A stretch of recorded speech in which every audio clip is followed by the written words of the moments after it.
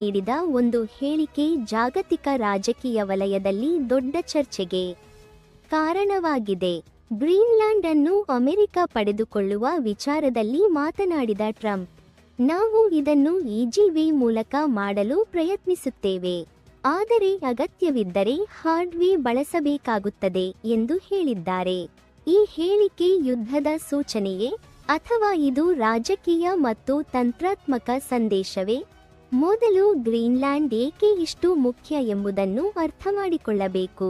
Greenland ಜಗತ್ತಿನ ಅತಿ ದೊಡ್ಡ ದ್ವೀಪವಾಗಿದ್ದು ಆರ್ಕ್ಟಿಕ್ ಪ್ರದೇಶದಲ್ಲಿದೆ.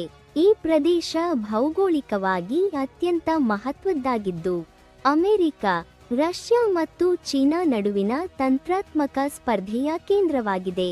ಟ್ರಂಪ್ ಅವರ ಪ್ರಕಾರ ಅಮೆರಿಕ ಗ್ರೀನ್ಲ್ಯಾಂಡ್ನಲ್ಲಿ ಕ್ರಮ ಕೈಗೊಳ್ಳದಿದ್ದರೆ ಭವಿಷ್ಯದಲ್ಲಿ ರಷ್ಯಾ ಅಥವಾ ಚೀನಾ ತಮ್ಮ ಪ್ರಭಾವವನ್ನು ವಿಸ್ತರಿಸಬಹುದು.